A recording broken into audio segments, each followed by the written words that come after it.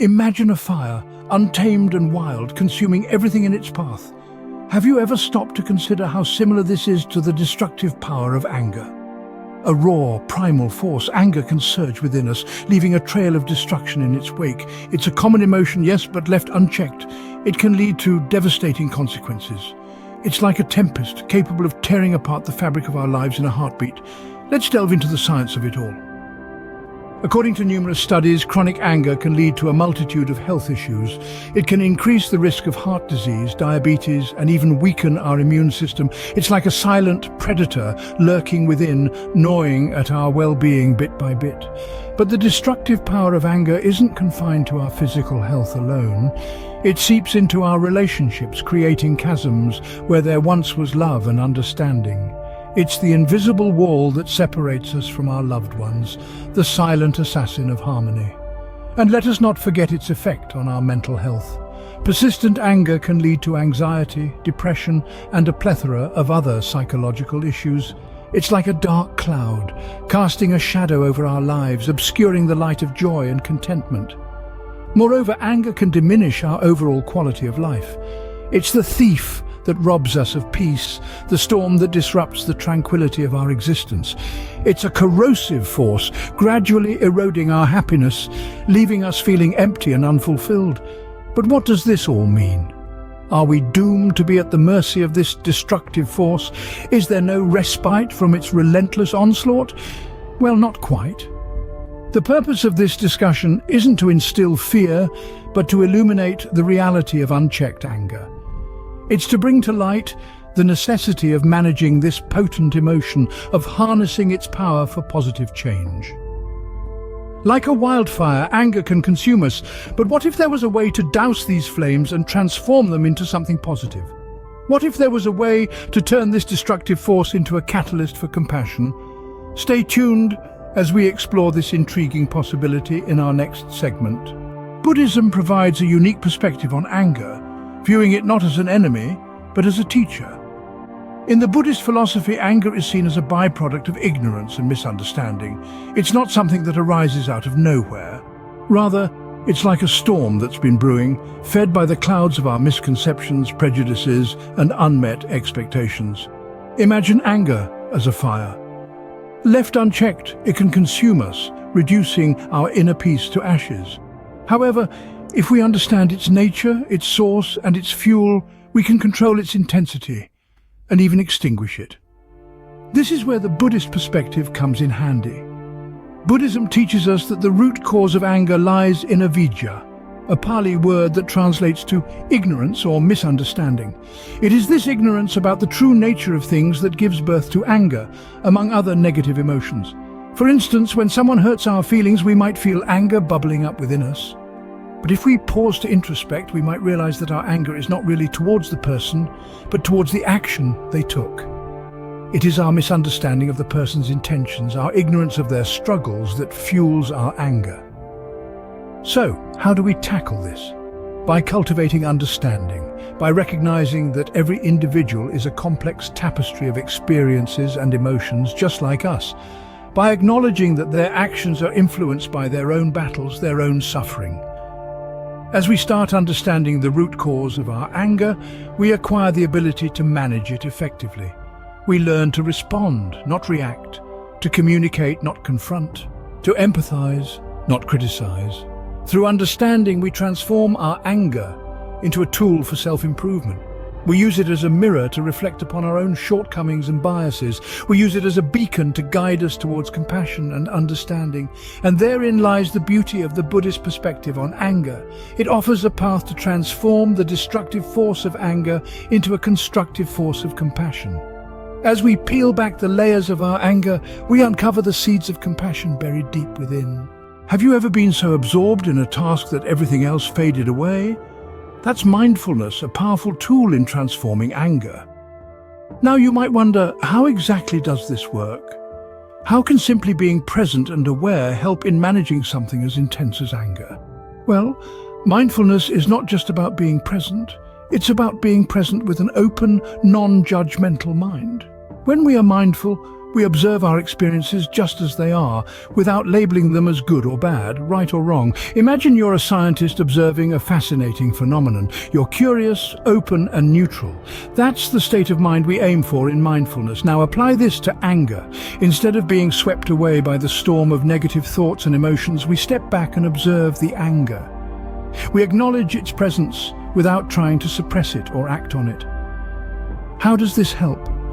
By observing our anger, we learn to understand it. We start noticing patterns, what triggers our anger, what thoughts come up when we're angry, how it feels in our body. This understanding gives us the power to respond to anger in a healthier way, rather than just reacting impulsively. Now let's do a quick exercise. The next time you feel anger bubbling up, try this. Pause and take a deep breath. Notice where in your body you feel the anger. Is it a tightness in your chest, a heat in your face, a clenching of your fists?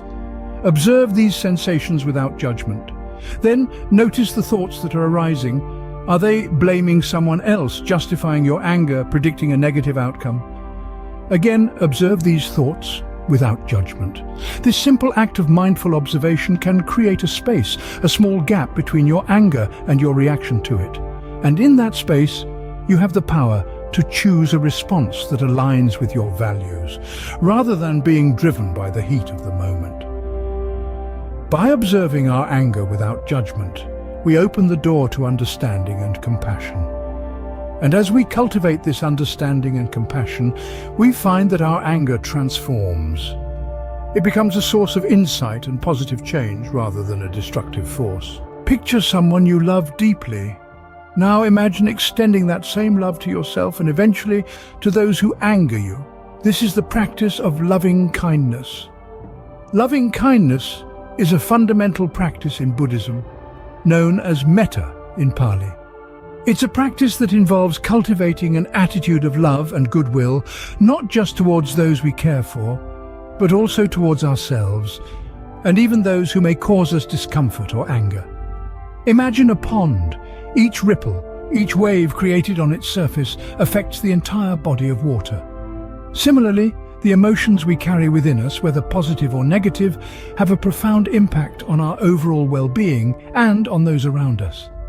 Loving kindness is like creating positive ripples in this pond of our mind, gradually replacing the waves of anger and resentment with waves of love and compassion. So, how do we practice loving kindness? It starts with ourselves. We often tend to be our own harshest critics, beating ourselves up over every little mistake. But just as we would comfort a dear friend in distress, we need to extend the same comfort and understanding to ourselves.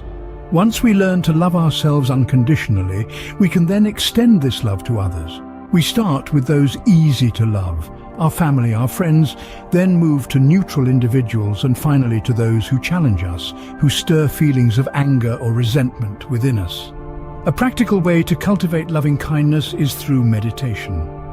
Picture yourself in a peaceful place, sending out waves of love and goodwill towards yourself, repeating phrases like, "May I be happy, may I be safe, may I be healthy, may I live with ease." Gradually extend this meditation to include others, sending them the same wishes of happiness and well-being. Remember, it's a gradual process, and it's perfectly okay if you find it hard at first. With time and practice, you'll notice a shift. You'll find that it becomes easier to replace feelings of anger with understanding and compassion. Loving kindness softens the heart, turning the heat of anger into the warmth of compassion.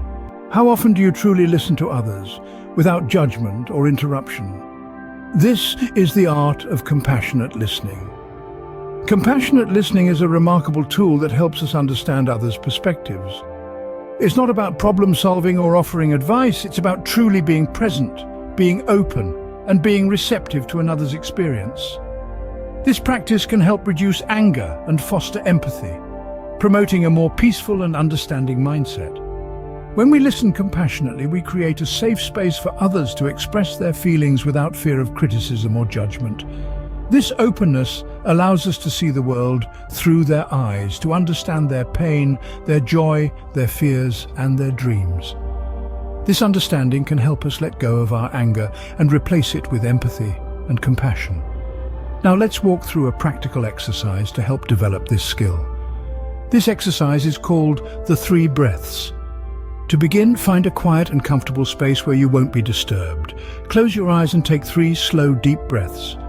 As you breathe in, imagine yourself inhaling calmness and understanding.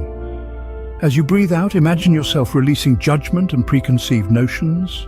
Now, invite someone into your mind's eye, someone with whom you've had a disagreement or conflict. Imagine them speaking to you about their perspective, their feelings, their experiences. As they speak, practice listening without interrupting or forming a response in your mind. Focus on understanding their perspective, their pain, their joy. Feel their emotions, their hopes, their fears. Let their words wash over you without judgment or interruption. This is the practice of compassionate listening. Remember, this is a practice. It's not about perfection, but about progress. The more you practice, the better you'll become at listening compassionately, and the more you'll be able to transform your anger into understanding and compassion. Through compassionate listening, we transform the battleground of anger into a meeting ground of understanding and compassion.